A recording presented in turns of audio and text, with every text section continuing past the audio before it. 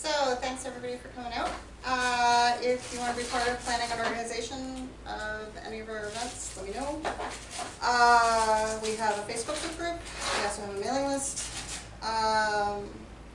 Next month is our holiday party. We're going to have a surprise presentation. We're going to have holiday-oriented treats. We'll have multiple raffle prizes. It'll be fun. We are not having an event in December. I will be announcing the schedule for the beginning of next year soon. If you know anybody who would be a great presenter, or if you would like to present, let me know. Patricia, do you want to talk about the book signing? In 11/11, so November 11th at 3 o'clock. Julie Rieger will be over here with her book, The Ghost Photographer. It's been very, very well received. She's at #1 at Amazon right now. Nice. Death is for quitters, that's her new motto. And Death is for Twitters? Quitters. Quitters. Oh, Quitters. And so she'll be discussing her book and signing it. What she's going to be doing is she also wants, because a lot of her healing and epiphanies came through for her at the Crystal Matrix, she will be donating the books to sign, and then you'll give the money, and the money goes into scholarship for people to take classes here. That's what she wants to do. That's nice. That's So. cool. There was something else. Oh, the raffle prize today is a meditation CD. It's a guided meditation CD. Our lovely promotional assistant. Thank you, Vanna. You gotta get a job in the I love the gown today. It's really attractive. You're welcome. Okay. And we have a whole bunch of different ice cream flavors, so feel free. And without further ado, I'd like to introduce our speaker today. Yay. Okay, first of all, thanks for coming. So we've had this, in talking to a couple of people before coming out, I've had two people ask me, so is that what you use to detect ghosts? So, just to kind of talk about that a little bit, nothing that I have, nothing that I know of, except for maybe one piece of equipment that's getting a lot of notoriety, like within paranormal research circles. There's nothing that we have that will actually detect a ghost. All we can do is let me actually better explain it this way. The challenge with doing paranormal investigation and trying to find ghosts and that sort of thing is that we cannot, all we can do is observe a fact. And then we have to speculate on the cause of that. That's why we know so little, scientifically speaking, about ghosts and spirits, and whether ghosts and spirits are different things or just different aspects or something. I mean, and then you get into a whole philosophical debate, and then everyone just gets in a fist fight, and then it's all over. So, nothing that I have, because I don't have $1,200, will actually detect a ghost. There is one piece of equipment now that they're using, which is actually going out of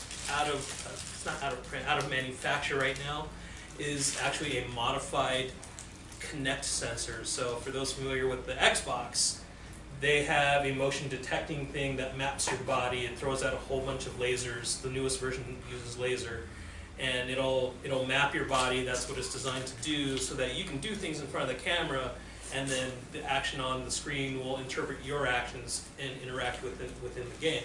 Pretty cool concept. So there's a guy named Bill Chappell who has actually modified that camera and made it so that you will see the shapes, like you would see all the furniture in here, then all of a sudden there will be a stick figure standing over there. And it might do stuff. And if you're lucky enough, it might look like it's doing stuff that is corresponding to things you're asking it to do. So therefore now we maybe have interaction. But it's about $1,200, and Xbox has discontinued the Kinect camera, so yeah, I'm gonna try. I might actually try, if I get some money together, to get Bill to build me one, because I have an old Kinect camera or sensor, and so maybe he'll do it for me. Why would they discontinue that? Because they weren't selling any video games with the sensor. Yeah, it got really hot for a while, and then it went from the 360 to the Xbox One, and then it and just sales for all the games that involve the Kinect just tanked. And they took some hits for privacy concerns and things like that. Yeah, at some because it point. had a microphone that was going all the time, although I did like the ability to walk into my room and go, hey, Xbox, turn on, and then everything, oof. Wow. But, yeah. But, yeah, so there are a few different reasons for it. How is that different than like Alexa though? It's not. Just wondering. Hey, government listening device, Yeah. you know. So I mean, just the video games weren't selling for it, and as we know, with the way our society and the way economics works, if it's not selling, they're just going to discontinue it and not worry about it ever again. So I mean, that's just kind of where it is, unfortunately. So in any case, so I have a whole bunch of stuff here. Some of it is very actually low tech, and so also, you know, if you guys have any questions, just please pipe up. Low tech is in the first Ghostbusters. Low tech is in no electronic parts, no electricity required, or very little. Some of it are, I mean, as some of you know, I like the gadgets, I like the techie stuff. So that's kind of where my heart lies, and that's what piques my interest. But a lot of the stuff that we use relies on low batteries. The problem with batteries is that they get drained. Not only do you use them, but it seems like in a lot of haunted locations, batteries will just go dead. Mhm. And then the weird thing is that you go out of the location and then they'll come back. So we don't know why that is. Again, we can observe effect, but we can only speculate on the cause. So that's the challenge.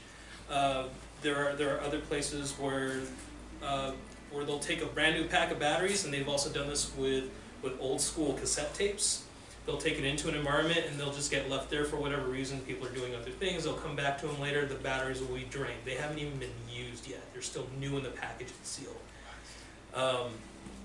The cassette tapes, they'll leave them in an environment. They'll go back and listen to them as they're blank, and there will actually be voices on them.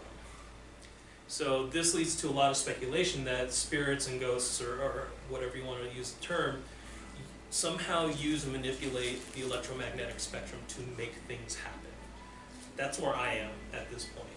I don't know how, I don't know if it's necessarily intentional, but sometimes it is. Sometimes it seems to be, I should say. So that's the thing. This is where a lot of your money goes if you're doing paranormal investigation, because you're carrying a crap ton of batteries with you everywhere you go. And you have to put in new batteries in every piece of equipment that you have every time you start an investigation to guarantee that you have a full charge. Okay, so shall we start with low tech? We'll start with low tech. So I challenge myself actually. We investigate a lot of old places, or used to, and one thing that ghost shows use a lot are DVR systems, security systems. They'll have infrared lights and cameras hooked up, but the problem with those is that you have one master box and then you have a whole bunch of cords going out from that master to connect to the cameras and all that stuff. So it takes up a lot of room just for the cords. So I wanted to come up with, I was trying to, kind of go through my brain and trying to put together pieces of equipment that didn't need electricity necessarily, didn't need to be plugged in, didn't need cords, all that stuff. So one of the things I came up with was this. It's just a cymbal stand. And actually this came to me because of the Haunted Mansion at Disneyland.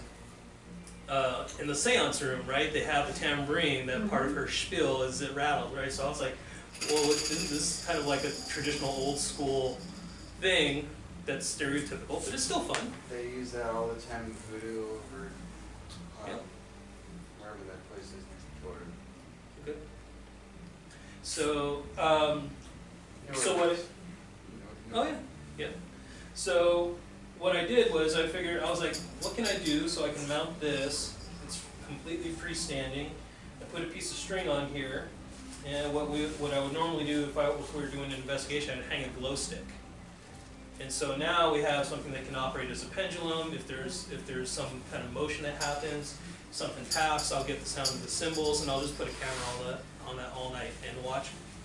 Later on, about 8 or 9 hours of thrilling footage of a stand. sitting there and not making any noise. And every once in a while this might move, but it never seems to be intentional. I actually did get this in my house. I was taking a picture one time, and it started doing this. And I said, okay, so if someone's there doing that, make it go the other way. And then I said, all right, if you have any negative intentions for anyone in my house, you got to get the F out right now. Stop dead. So it worked in that case, I guess. So, you know, just coming up with things that I call, or that a lot of people call trigger objects. That's where we operate a lot in, because again, we can observe cause, or we can observe effect, speculate on the cause. So if something taps this, it's going to make noise. What caused that noise? Something taps this table, you'll see that thing light up. It's called the geophone. What's causing the vibration? Now that's where we have to start being very careful, right? Bus goes by or a big truck goes by. I stomp my foot. You know, even, yeah, I mean, it's hard to see from here, but I've been watching it. that's how sensitive it goes. Yeah, and I'm hoping it's not too distracting. So, very sensitive, but very good as a trigger object. Okay, you know, you could be asking questions. Is there someone here? Okay, now can you make that light up 3 times? Something like that. Get something that's interactive, because that's going to show intent and sentience, right? So, and that's really what we're after. And then now you get into the discussion of the different types of hauntings, whether it's a residual or it's just something playing back over and over and over again. It's not going to interact with you. Whether it's an intelligent haunting, and then there are even older terms for it. Like the intelligent haunting is called something else in the old parapsychological research literature. And so, like a haunting to them is intelligent. I forget what the term is for residual, but they have different terms for it. Poltergeist is something completely different, which is interesting because now very few people actually consider poltergeist any type of spirit. They consider it what they call a PK event, psychokinetic event, that's being generated usually from a person that's involved. And you know, if you're going to get stereotypical, it's going to be the young prepubescent female who's going through some changes. But again, that's just a stereotype. They have plenty of documented cases where that's not really the case. They're not the focal person. But it seems to happen more often than not in that case. So anyway, that being said, another low tech. You guys remember these things, these wonderful things from a couple years ago? So I was in Tombstone, Arizona, and I saw this sheriff's star, and I was like, oh man, that would make an awesome trigger object. This is the way my mind works. That would make an awesome trigger object, right? Because it takes barely anything to move it. You can put a camera on their thing, on the thing, and then see if anything happens. So it doesn't have to be all this high-tech stuff, is the bigger point. Let's get through this thing. So one of the main pieces of equipment that people like to use, camera. Unfortunately, these are going out. At least these particular types of cameras. This one has night shot, which is going away, or has completely gone away by this point, maybe. There was no, again, there's really no big demand for night shot. The Blair Witch Project and movies like that would have made it more popular. Oh, well, I mean, it did for a while. But now, in the last 10 years or so, it's just the popularity's slid down, and so the demand for those types of things, because when you're filming in HD and you're filming with an infrared lighting source, everything becomes very grainy and blurry. And so are you going to spend $1,000 on a high-def camera that can broadcast in 1080, or nowadays, I mean, now they want 4K, right? So do you want a grainy picture for something you spent $1,000 or $2,000 on? Probably not the average consumer. So some people are out there going, okay, if you can grab these, grab these. And I actually like the handheld cameras personally, because I can put it on a tripod, I can mount it wherever I want. I actually take battery generators instead of using outlets in the wall, because then I can put it anywhere I want. I put these on a tripod, I put the battery right below, and I put a light source right below that. and then I flood the room with infrared light. And you can just see the red glow off of it if you're looking at it with your eyes, but when the camera's recording, everything is lit up really well. And these are awesome. And I especially love the old hard drive cameras, because now I'm not racing around from camera to camera the entire night putting in new tapes and setting record and all that stuff. So I can, one of the things I really do like to do when I go to a place is set the cameras up, set everything up, get recording everything, and then leave. And then just go somewhere, have dinner or whatever for 2 or 3 hours, and just let the whole place settle down. And you And watch then it see- back and fast forward or something? No, you gotta watch it in real time, because you also gotta remember things will happen audibly, right? So I hate doing video. Hate doing video because it takes so long and there's no shortcuts. Audio, for some reason, I don't mind. So, mentioning audio, let's go to that. Some people think that you gotta have. What's the ratio, do you think, of picking up something visually as opposed to picking it up audibly? In my experience, much more audio than visual. So part of the reason, so using the infrared cameras is a twofold reason. Number one, it allows you to do things with the lights off. And some people say, oh, you're just trying to make it spooky. It's like, no, I mean, if things are happening when there's not much activity on and lights are off, we want to recreate that. Second of all, for the infrared, there's theory that the infrared camera is going to pick up things that we can't see with our eyes. And so we're more likely to catch something happening, like an apparition or something, something of that form. My limited experience with this is that we don't pick up much on infrared.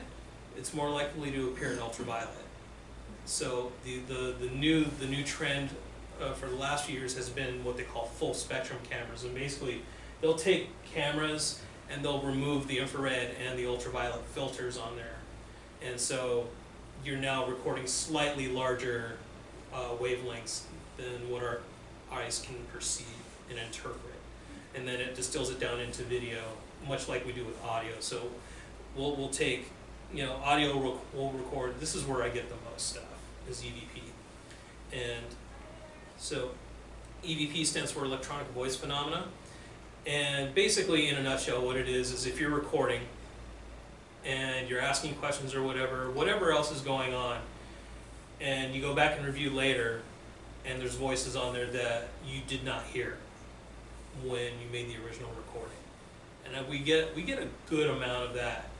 Some of the theory behind that is there's stray radio waves, which I think is a bunch of bull. How does that pick up stuff that a regular microphone doesn't? How do people's feelings pick up radio waves? Same kind of thing. Anything that you have that's a conductor can possibly pick up a radio wave. Is it working on a different spectrum? No. Just a regular recorder, and that's why I like to bring these out, because these are not high tech. The only requirement that I have is that it has a USB port, and this has an old USB port, so that I can download it directly to my computer, and then I can put it through software and listen to it and do it that way. I also like using external mics, because sometimes you'll catch the noise of the gears if you're just using the internal mic, and so you can confuse that if you're being very careful. Well, if you're being very careful, you won't mistake it, but some people who aren't very careful, they'll hear random noises from inside the recording mechanisms. Especially the old tape ones, because now they have gears. So these have gotten a lot quieter, but I still like using these because these the external mics seem to extend the range of what you're recording, like out far. They're a little more sensitive, I think. Yes, exactly. And they're not expensive. I mean, these were like $10-15. I have a question. Yes. Have you ever smelled them? Absolutely. Yeah. Walking through a place that's actually not far from here, I was doing a walking tour, and this is a place where they actually bring old Victorian era houses onto this lot to preserve them. And so we were walking through this one house, and all of a sudden, the tour, and I don't ever say anything, but then I started to notice the person giving me the tour started going Yeah. like that, and I had started smelling maple syrup.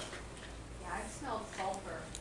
Oh, Sulfate, yeah, so they say that sulfur. some people will immediately leap to, that's bad. Yeah. Yeah. I worked when I was a set decorator Okay.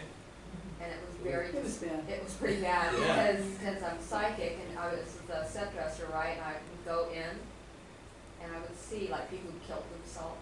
They would Mm. like holograph toward me.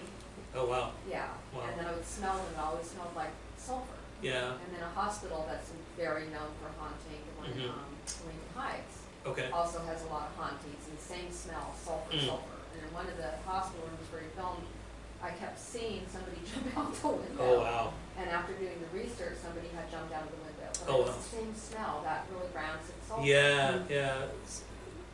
So a lot of people go with if you're smelling sulfur or decay, Uh-huh. that's a really big sign of a negative thing, Yeah. a negative haunting going on. Yeah. And so again, but is it something that's interactive or is it something that's just playing over and over and over again and it has that effect? Yeah, the vibration. Yeah. That's- Although having a smell like that would seem to lend itself more towards being purposeful than Yeah, to than really just say, yeah. I'm here, pay attention. Right. And that leads to, Right. like, I think The Sixth Sense was a pretty good portrayal of spirit guides that were kind of Yeah. wanting to You mean the communicate Bruce Willis movie? something. Yeah, yeah, it was pretty accurate that they Yeah. wanted to communicate something that was wrong, you Yeah. know? Yeah. Okay, so they- And also, I mean, well, and then you also take the position of, do some of them actually know that they've passed, and do they realize this? They're just wandering around because they're confused. They're Sometimes. disembodied spirits. Sometimes, yeah. They're not here, they're there. Do you think we could possibly go into the difference between burying and cremation? How it affects the soul or the spirit leaving? So, burial and cremation, so, They're two different. yeah, well, I mean, with cremation, you're destroying the body, right? You're destroying the husk, but does that really have anything to do other than destroying the thing that's gonna anchor you to a certain area? Well, when people have their loved ones buried, their souls hanging around, right? Not always. Don't know. Actually, so, minor rant, I hate cemeteries for investigations. Number one, you can't control all of the variables Activity. happening. Yeah. Well, not just the activity, but there's animals, there are other people, there are traffic sounds, all that stuff going on. So separating that stuff out, especially when you're doing audio, is really difficult. Second, and this is my personal theory, I don't trust any kind of a spirit or ghost or whatever that's hanging out at a cemetery, because what happens at a cemetery, everyone goes there to grieve, right? So yeah, I think it's much more likely that you're getting some sort of parasitic type of energy that's feeding off of that, and they want that. So that's what they're going to their food source, right?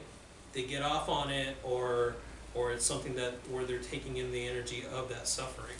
So I don't think cemeteries are necessarily a good place. So where the body is, I mean, maybe that operates as an anchor. The husk, might be something that, or maybe there's a possession, a prized possession buried with that person that operates as an anchor, and there's speculation that happens as well. So. Yeah, my experience has been that spirit tends to anchor more to places and stuff than to Right. their body. Or to people that they love. Material Right. possessions? Yeah, sometimes. Stuff or places or people that they care about as opposed to their own body. Yeah. So. Yeah, Interesting. yeah. There was was he on 2 seasons? I think he was on 2 seasons. John Zaffis had a show called Haunted Collector that was basically the whole premise, is that they would go into places and find what spirits were attached to, and then remove those things from the home. And Yeah. it's TV, so of course it worked, right? But I also, I've spoken with John Zaffis a few times, and he's one of the nicest people you will ever meet. He comes across to me as very genuine, in any case. I didn't know him from Adam, and he actually called me because I was asking for advice, and we talked for like 40 minutes about something. So I tend to believe him, and I know at least one person on his team pretty well, and I trust Brian as well. So there's something to it. They think that the object has been imbued with some sort of energy because it meant so much to that person. And also there's the theory that people who are grieving and don't want to let the memory of that person go, and they're just not letting it go and not letting it go, will also kind of bring them forth, and then actually in some cases trap them in the area because that person just doesn't want to let the spirit go, or the Yeah. memory of that person. Yeah, and so they become a trap, in essence. Talking about Ghostbusters, right? So, Quick question. Yes. Do you think the female version sucked? I think it was okay for what it was. Yeah, I like the original better, but that's just me. Okay. So, Strange, I like the female one better. did you, I mean, some people do, and you know, it just hits different people in different ways, right? It's the fact that they tried recreating the exact same first movie from a female's perspective point of view. There was a director, the director was female. Yep. I know, it was fabulous, wasn't it? It's So very can we kind not shift this to let's stay on topic. Yeah. Okay, so audio. So we have the simple recorder, right? And then we have like the medium. These are about $100, but high quality mics. And then we have these, which are much more. You can actually sit this in the middle of the room, and it'll give the effect of recording in 360. So you can actually kind of in your earphones, you'll hear where the noise came from. Yeah, these are not cheap though. These are a little better. This is the best, but not everyone can. Is that the 5.1? No, just surround, sort of. I mean, it has 230 degrees, something like that, of actual recording, and the rest is ambient, but it'll cover 360. So, talking about low tech, I'm talking about trigger objects. I'm trying to remember. There you are. Right? Yeah. So if you have a kid, right? I have the sheriff's star for the sheriff's star for the boys, and Minnie for the Disney fans. I don't think that this will ever actually go off because it would actually take the disruption between the battery and the mechanism, or someone to actually physically press that, which might take a lot of energy. But I thought it was cute. So. And I get to break out Minnie every once in a while. So, all right, so let's go with this. One of the other things that has become popular, they're calling them laser grids. And so if I do this, right, and I can adjust this, and you would leave it going, and it would just do that. You put that on camera. So if anything comes in here, it will break the beam. Pretty simple. And therein actually lies one of the biggest problems with paranormal investigation, is that very few things are actually designed for paranormal investigation. It's like, oh, that would work for that, and that would work for that, and that's one of the big criticisms. But then whenever anyone levels that criticism, I was like, but everything comes from something else at some point, and there was some inspiration to use it in a different way, and then we just built this device that actually does the thing that we mean it to do, that was built on the basis of other things. So I don't like that argument. I think it's actually a bunch of crap. Okay, so Can I ask you just about the grid thing that Yes. you showed? Just because I'm just saying like electromagnetics anyway. Like I can understand if the grid is up and a physical form walks through because of the Right. solidity. But if I have something that's vapor anyway, how accurate is that? I mean, will vapor actually show up on this? Vapor, probably not, because does it have enough molecules to interrupt the beam? So it might get a little fuzzy, but these are actually, the dots are probably powerful enough to cut through a vapor. However, if there's something unseen that goes through there, and you can guarantee, you have this on camera, and you have whatever you're projecting onto on camera, and you see that there's no physical thing getting in the way, but something does that. And if you have a vapor, you'll see that because it'll hit the Right. vapor and you'll see it lays in the Yeah, vapor yeah, as you well. might see some So diffraction, and yeah, that's actually good. you'll physically see the vapor on there. Have you experienced it with that? Is it No, not yet. Again, a lot of things. So one of the things that people ask me all the time is, so how many ghosts have you seen? And my answer is 0. I've never seen a ghost. I've heard things. I've experienced temperature fluctuations. I've had smells. I've never actually seen with my 2 eyes an apparition. Sometimes feeling the presence, vibrations, or you just get Sometimes the total atmosphere of an area will change at the drop of a hat. Yeah, So- the density, Yeah. sometimes you're cold or. Yeah. Yeah, your body will get colder or there's a haze. Yeah, and there was Hazy. So there was one time that I was just completely irrationally freaked out, and this was on the USS Hornet, which is it's an aircraft carrier up in Alameda Bay. It's decommissioned, all that stuff, but it saw action in World War II, Korea, and Vietnam. So there's a lot of stuff going on there. It's very well known for its paranormal activity. And we're scouting for a place to do an EVP session, and so we found an area, and the people that I was walking with said, "You stay here. We're gonna go get the rest of the group." And I said, "Okay." And as soon as they left, I just got creeped out, and so then I began walking toward the ladder because we had to climb down the ladder to get into this area. And I said, "You sure you want me to stay here?" And they're like, "Yeah, we'll be right back." Okay. So I backed back into the room, and all of a sudden I got tingling from here all the way up to my shoulders. It was very specific. And I'm not one that says anything. I'm just like, and so then all the people started filtering down, and the feeling did not go away. And a lady came and stood next to me, and we were talking a little bit, and I go, "Yeah, I got this feeling." I finally just said, "I got this feeling from bottom of my legs all the way up to my shoulders." She goes, "Oh, that's because there's someone standing right behind you."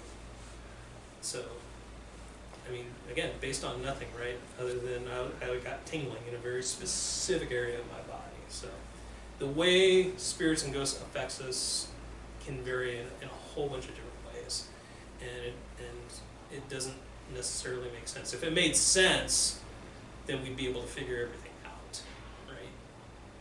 So, a couple more things, and then we can wrap up. EMF meters.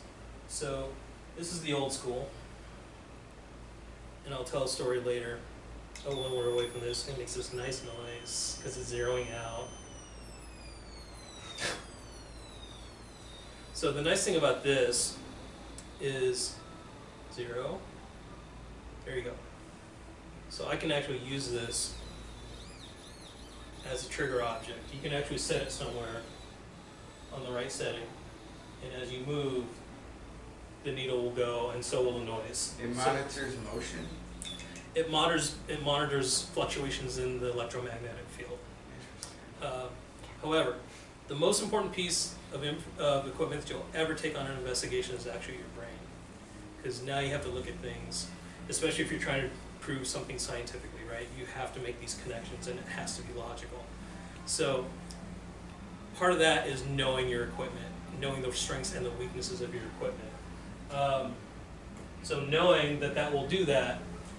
There was a ghost hunter one time that I know, they were like that, they're like, "Oh, every time," and there was a psychic in there, he was supposed to be a high-powered psychic, which, that's a whole other discussion.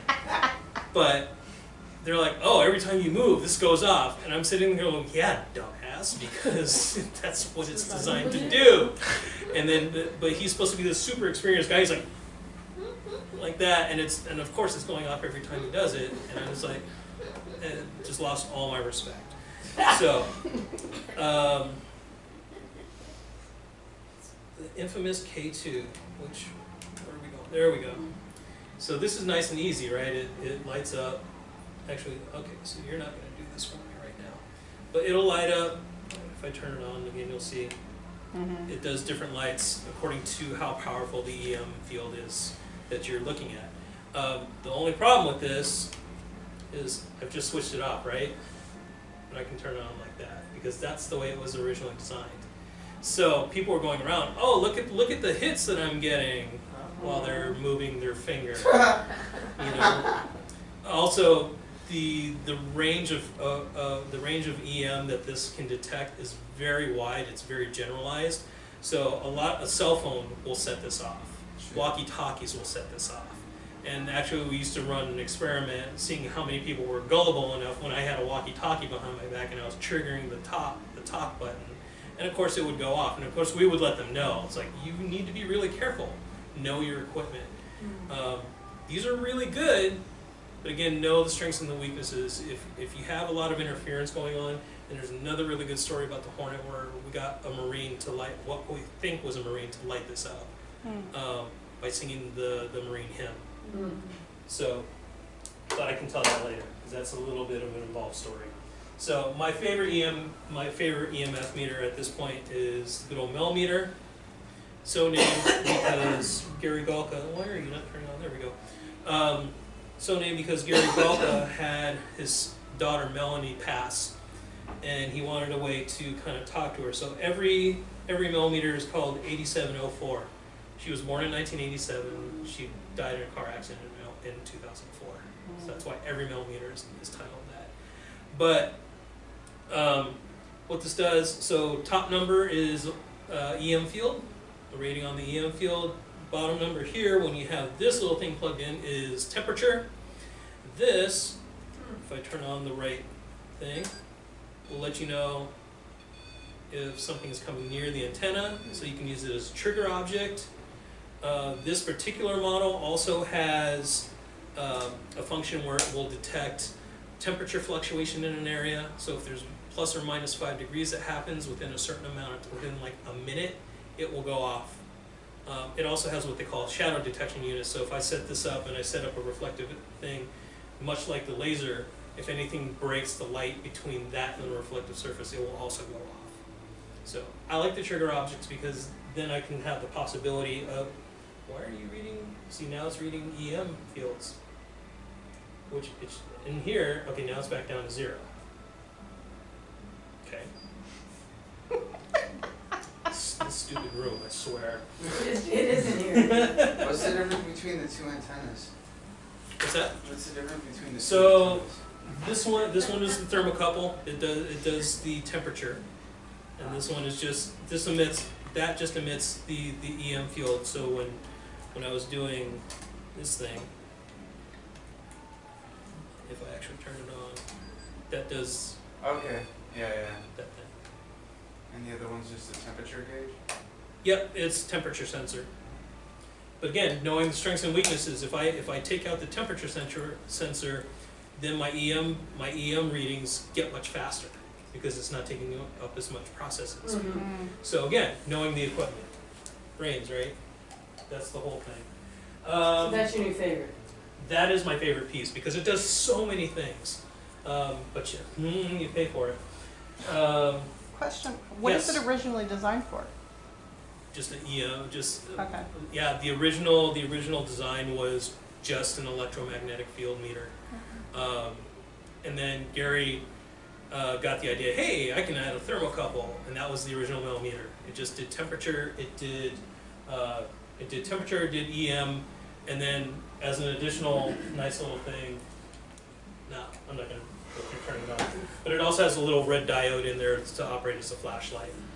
Which I really like because it's a red light, so it doesn't destroy your night vision. Mhm. So now, audio-wise, we have the recorders. We have some people call it a broken radio scanner, and that's basically what it is. And if you watch any of the ghost shows, we can do that. And we can say go forward.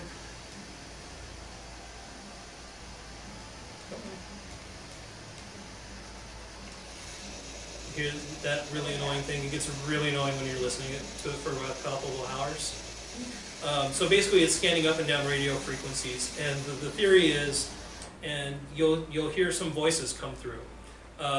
So the trick It'll is pick up on people's walkie-talkies or something. that's one possible explanation. But if it's scanning frequencies, it shouldn't capture full words and sentences, right? So when you capture 2 or 3 words coming over, and then or a full sentence, then you kind of got I don't know, maybe, you know, and that's the problem with paranormal investigation. It's a lot of maybe, and so you're trying to connect dots for things.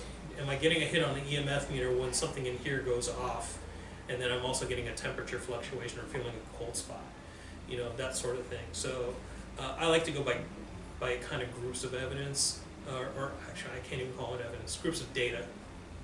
So that's kind of the thing. This also has a nice little light deal, which I probably have to turn it on, yeah. Ta-da.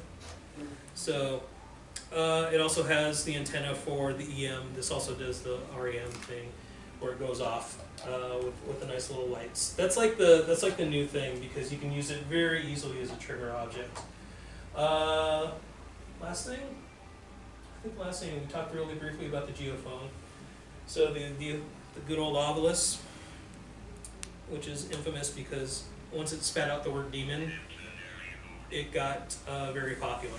So this will actually, this is another, is designed by the same guy who does the Kinect camera adaptation, and this will, it monitors EM, temperature, barometric pressure, and something else, and basically it feeds all of this data into an algorithm that comes up with a word. So here's my problem with it. Why do we assume, like these ghost shows, they'll just go in with this thing and it'll start spitting out words, and so they're like, oh my god, it said window, and I was right next to a window. Well, first of all, how do you know it's not picking up a telepathic thought? Because we can't even prove that. But second of all, how do you know it's just not a random happenstance? Why do we assume that when we go into an environment, a spirit or a ghost can just use this thing the way it wants to communicate? Why do we know? Why do we assume that it knows how to make just the right fluctuations to spit out just this right word at right this specific time? So I would find it more convincing if I went into the same place over and over and over with this thing got the same result. and got confirmations. And how do you assume that the spirit knows English? Exactly, yeah, that as well. Yeah. And this has I mean, you heard it when it booted up, right? It has this really terrible voice chip. Okay, now you need me to reset. That you cannot understand half the things it says. And that's because Bill Chappell, the guy who designs this, bought the rights to that chip. And so he just put it in everything. So when he started making the third version, he finally got smart and put a video screen on there so it actually tells you the word. Because half the people would be like, did it say demon or raisin? You know, or whatever. So obviously it's very controversial. I have my doubts about it, but it's something that I'll take out on an investigation just to kind of mess with it. It'll measure something. Yeah, and then so can I get a word on there and then have the geophone going, okay, did you mean to say Dolores? And it, something lights up, something like that. So now we're having the beginnings of communication. Again, we're looking for, I mean, if you're looking for proof of life after death, you're looking for sentience.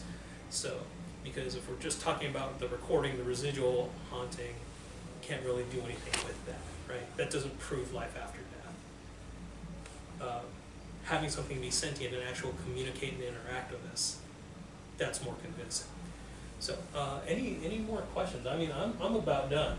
So, no, we're good. We're good. It's interesting. Thank you. Thank you. Thank you. Absolutely. Everybody.